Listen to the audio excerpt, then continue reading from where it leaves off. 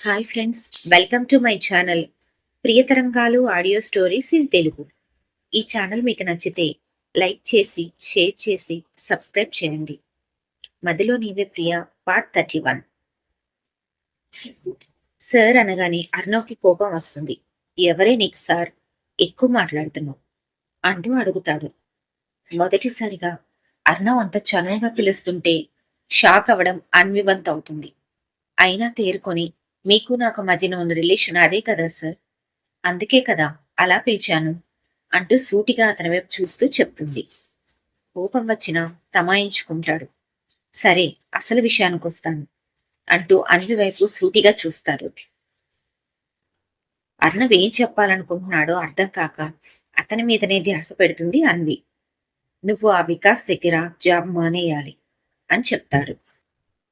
అలా చెప్పగానే షాక్ అవుతుంది. అసలు అర్థం కావడం లేదు ఇతను అలా ఎందుకు చెప్తున్నాడు అని.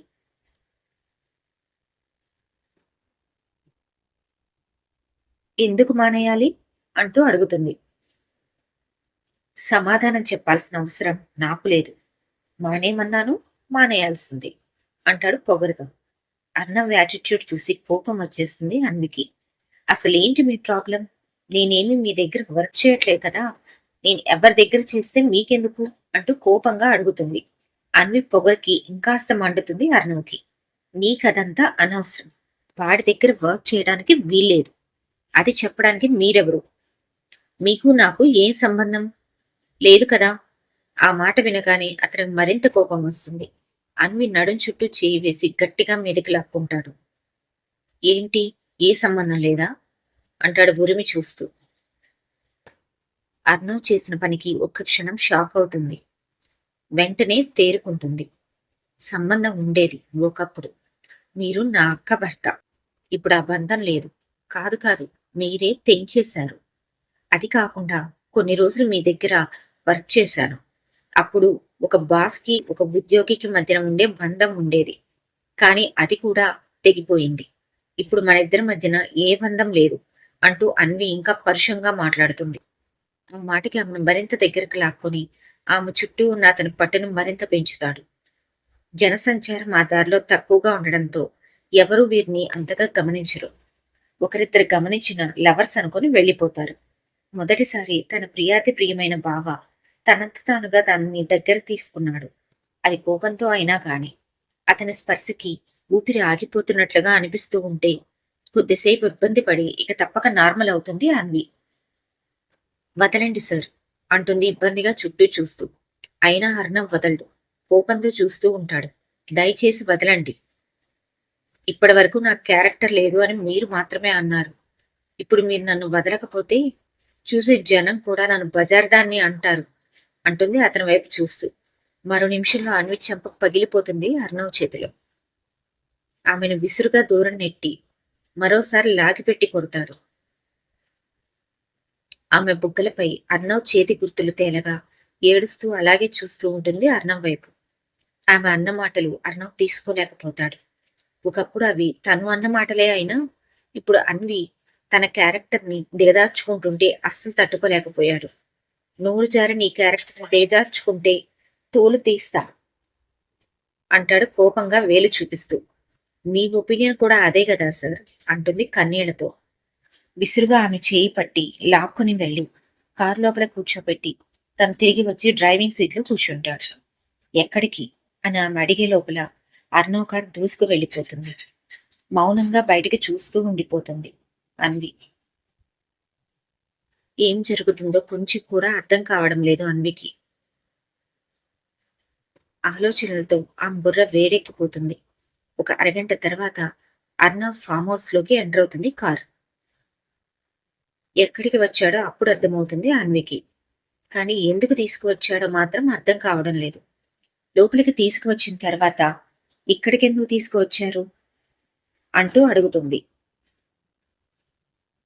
ఆమెను విసురుగా గోడ కానించి, ఏంటి ఇంత క్రితం రోడ్లో ఎక్కువ మాట్లాడుతున్నావు అంటాడు సీరియస్ గా చూస్తూ. మీరు నన్ను అంతకుముందు అన్నదే కదా అన్నాను. అందులో మీకు అంత కోపం వచ్చే మాట ఏముంది అంటూ అడుగుతుంది గొంతులో బాధ ధ్వనిస్తూ ఉండగా. తను అన్న మాటలు గుర్తుకు వచ్చి బాధ వచ్చేస్తుంది అతనికి. గట్టిగా అన్విని హగ్ చేసుకుంటాడు. షాక్‌తో ఫ్రీజ్ అయిపోతుంది అన్వి. అర్ణవ్ నుండి ఈ రియాక్షన్ ఆమె ఊహించలేదు. I'm really sorry Anvi. ఈ మాటలు నిన్ను అనకూడనివి. కానీ ఆ రోజు బాధలో ఉన్న నాకు ఏమి మాట్లాడుతున్నానో కూడా తెలియలేదు. ఆవేశంలో మాట్లాడి నిన్ను బాధ పెట్టాను. ఆ ఒక్క మాటకు ఎక్స్‌క్యూజ్ చెయ్యి. ఇప్పటి వరకు జరిగింది తెలుసుకోకుండా అమ్మో విషయంలో మిమ్మల్ని దూరం పెట్టాను. ఆ తర్వాత నిన్ను బాధ పెట్టాను. నా తప్పులు తెలుసుకున్నాను. మామకి సారీ చెప్పాను. నీకు చెప్పడానికి ఇన్ని రోజులు పట్టింది. రియల్లీ సారీ అంటూ చెప్తాడు బాధగా. అన్వి ఆనందంతో కన్నీళ్లు కారుస్తుంది. అయినా మౌనంగానే ఉంటుంది. అర్ణవ్ ఆమె నుండి దూరం జరిగి అన్వి కళ్ళు తుడుస్తాడు. వెళదాం పద అంటూ ఆమె చెయ్యి పట్టుకు తీసుకుని వెళ్లి కారులో కూర్చోబెడతాడు. కార్ స్టార్ట్ చేస్తాడు. ఇద్దరూ మౌనంగానే ఉంటారు. సారీ చెప్పినా మౌనంగా ఉంది అని అర్ణవ్ బాధ. తను చేసిన దానికి అన్న మాటలకు తను క్షమించే వరకు ఎదురు చూడక తప్పదు అనుకుంటాడు. అన్వి తన ఆలోచనలో ఉండి గమనించదు కానీ అర్ణవ్ డైరెక్ట్ గా తీసుకువెళ్లి అన్వి ఫ్లాట్ దగ్గర కారు ఆపుతాడు. కారు ఆగడంతో ఎదురుగా తన అపార్ట్మెంట్స్ చూసి షాక్ అవుతుంది. ఇదేంటి, నేను ఆఫీస్కి వెళ్ళాలి, ఇక్కడ దింపారేంటి? లేట్ అయిందిగా. ఇప్పుడు అంతగా వెళ్ళి అక్కడ ఉద్ధరించాల్సిందేం లేదు. నోరు మూసుకొని లోపలికెళ్ళు. అలాగే వాడి దగ్గర జాబ్ మానే సంగతి ఆలోచించు అంటాడు గుర్రుగా చూస్తూ. కార్ దిగుతుంది అన్వి. అన్నం వైపు కోపంగా చూస్తూ తన ఫ్లాట్ లోపలికి వెళ్ళిపోతుంది అన్వి. ఆ ఫ్లాట్ లోకి వెళ్లే వరకు చూసి తర్వాత తన కార్ స్టార్ట్ చేసుకుని వెళ్ళిపోతాడు. ఫ్లాట్ లోపలికి వెళ్ళిన అన్వి సోఫాలో వాలిపోతుంది. ఇన్ని రోజులు అర్ణవ్ తన్ని అన్న మాటలకు చాలా బాధపడింది. కానీ ఇప్పుడు ఆమె మనసు దూది పింజలా గాల్లో తేలుతున్నట్లుగా ఉంది. ఎందుకంటే తన బావ తన తప్పు తెలుసుకున్నాడు కనుక, ఇంకా తన్ని క్షమాపణలు అడిగాడు కనుక ఆనందంతో ఏడ్చేస్తుంది. కళ్ళు తుడుచుకుని వాటర్ తాగి రిలాక్స్ అయి కిషోర్ కాల్ చేస్తుంది. ఏంటి, ఆఫీస్లో ఉన్నప్పుడు గుర్తుకు వచ్చాను నిన్న బంగారానికి అంటాడు కాల్ లిఫ్ట్ చేసి. నవ్వుతుంది అన్వి. ఈ రోజు ఆఫీస్కి వెళ్ళలేదు. ఎందుకురా, ఏమైనా హెల్త్ బాలేదా అంటూ అడుగుతాడు కంగారుగా. నేను బాగానే ఉన్నాను. మీ పెద్ద కూతురు భర్తగారు చేసిన ఘనకార్యం వలన ఆఫీసుకు బయలుదేరిన దాన్ని వెనక్కి రావాల్సి వచ్చింది అంటుంది చిరుకోపంగా. తన ప్రాణాలు పెట్టుకున్న కూతురు మనసు బాగా తెలిసిన కిషోర్ ఆమె మాట తీరులో వచ్చిన చిన్నపాటి తేడాను గమనిస్తాడు. ఆహా, నా పెద్ద కూతురి భర్త తమరికేమవుతారో అంటాడు. నాకేమీ కాడు అంటుంది పెంకిగా. కిషోర్ కూతురు మనసులో ఉన్న చిన్నపాటి ఆనందాన్ని కనిపెట్టేస్తాడు. కానీ బయటపడకుండా ఏమైందిరా అంటూ అడుగుతాడు. అన్వి తన ఆఫీస్కి వెళ్తుంటే అర్ణవ్ అడ్డగించిన దగ్గర నుండి తన ఫ్లాట్ దగ్గర దింపడం వరకు అంతా వివరంగా చెప్తుంది. అన్వి చెప్పింది విన్న కిషోర్ ఆశ్చర్యపోతాడు. కూతురు మాటల్లో ఆనందం అర్థమైపోతుంది కిషోర్కి. అర్ణవ్ సారీ చెప్పాడు అన్న మాట వినగానే కిషోర్ కూడా చెప్పలేనంత ఆనందంగా అనిపిస్తుంది. ఇంతకీ నీ బావ నీకు సారీ చెప్పాడు కదా, మరి నువ్వు క్షమించావా? కళ్ళనీళ్లతో మౌనంగా ఉండిపోతుంది అన్వి. ఆ మౌనంలోనే అర్థమవుతుంది తన కూతురు కన్నీరు పెట్టుకుంటుందని. చిట్టి తల్లి అంటూ పిలుస్తాడు. 2 నిమిషాలు మౌనంగా ఉండి కళ్ళు తుడుచుకొని హా నాన్న అంటుంది. ఏంటమ్మా బాధపడుతున్నావు? ఏం చేయను నాన్న.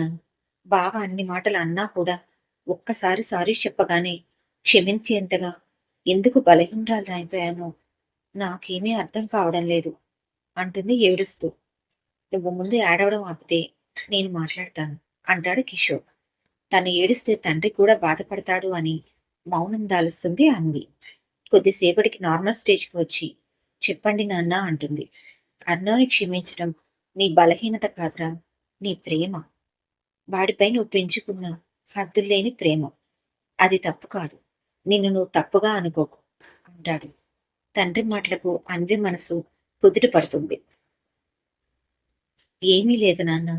నేను తనని క్షమించాను అని నా మనసుకు మాత్రమే తెలుసు. తనకి చెప్పలేదు. మౌనంగా ఉండిపోయాను. తనని క్షమించేస్తే మరలా నా ప్రేమ బయటికి వచ్చేస్తుంది. నేను నార్మల్‌గా ఉండలేను. మరలా తన మీద ప్రేమ చూపిస్తూనే ఉంటా. దానివల్ల తను హర్ట్ అయ్యి నన్ను హర్ట్ చేస్తే నాకు బాధగా ఉంటుంది నాన్న. అందుకని సైలెంట్‌గా ఉండడమే మంచిది అంటుంది. మీ ఇద్దరు ఒకటైతే బాగుంటుంది చిట్టి తల్లి. బావని ప్రేమించడం వరకే నాన్న. అతనితో బతికే అదృష్టం నా తలరాతలో లేదేమో.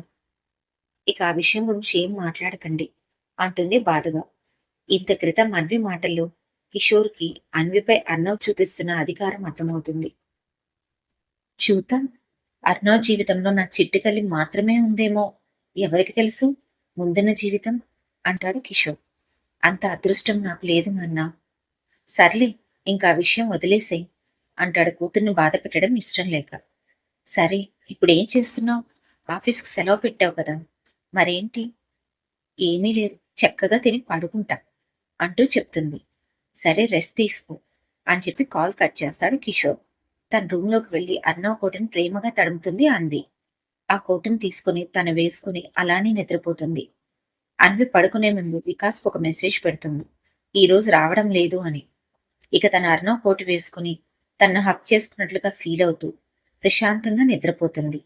ఆఫీస్‌లో లేటుగానైనా అన్వి వస్తుందని ఎదురు చూసిన వికాస్‌కి ఆమె రావడం లేదు అన్న మెసేజ్ చూడగానే పిచ్చి కోపం వస్తుంది. ఎలాగైనా ఆమెను అడ్డు పెట్టుకుని అర్ణవ్ మీద పగ తీర్చుకుందాము అనుకున్న వికాస్‌కి అది కుదరడం లేదు. ఇప్పుడు కొత్తగా మరో కోరిక కూడా కలిగింది. అది అన్వి అందాన్ని పొందాలి అని. అందుకే ఆమె రావడం లేదు అనగానే ఎక్కడలేని కోపం వచ్చేసింది. రేపటి నుండి ఆఫీస్‌కి వస్తావుగా, అప్పుడు చెప్తాను నీ సంగతి అనుకుంటాడు.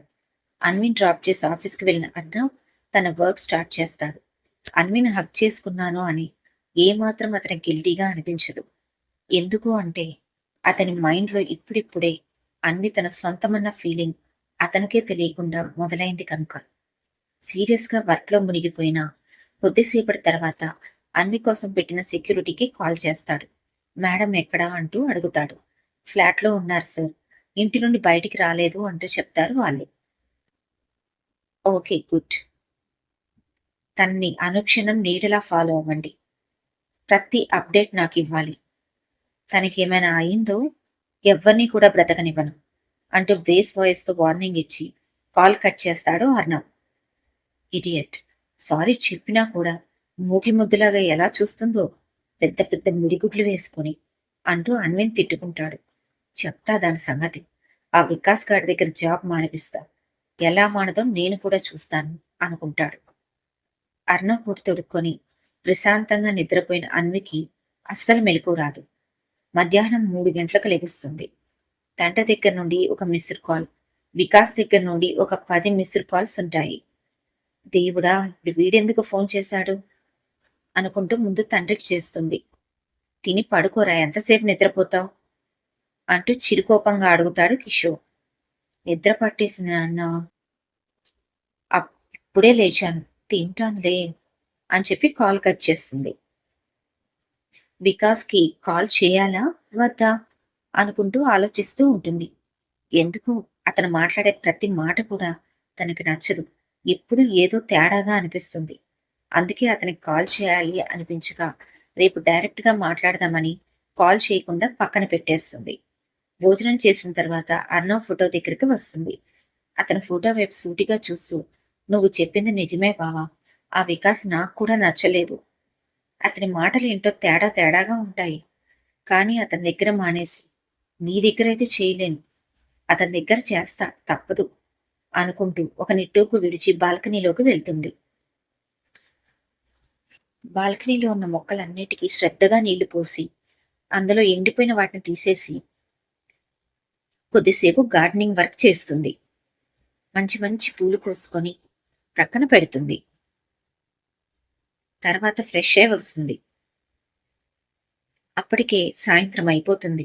ఫ్రెష్ అయి వచ్చి దేవుడికి పూజ చేసేసరికి కాలింగ్ బెల్ మోగుతుంది.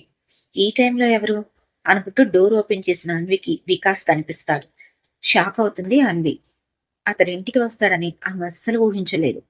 మంచి మంచి పూలు కోసుకొని పక్కన పెడుతుంది. తర్వాత ఫ్రెష్ అవుతుంది.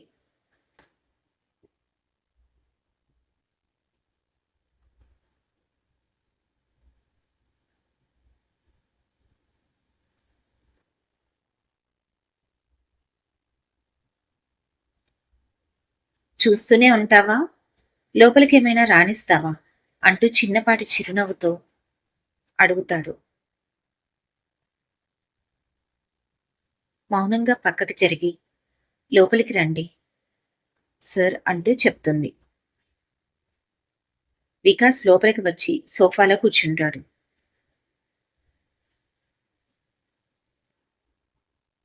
ఈ ఛానల్ మీకు నచ్చితే తప్పకుండా సబ్స్క్రైబ్ చేయండి.